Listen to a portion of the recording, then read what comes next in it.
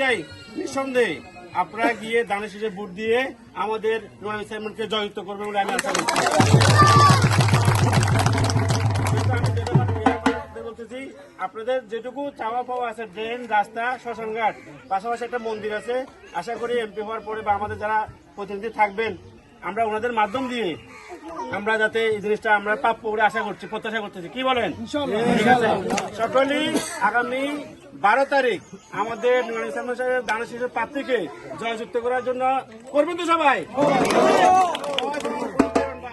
আমাদের প্রতিবেশী, আমাদের এমপি মহোদয়, আমাদের সেই মেসেজটা হইল যে সনাতন ধর্মের সাথে, জলদাস ভাই বোনদের সাথে, হিন্দু, বৌদ্ধ, খ্রিস্টান ভাই বোনদের সাথে আমরা বিএনপি পরিবার, আমি আত্মীয়তার সম্পর্ক করার প্রস্তাব নিয়ে আসছি।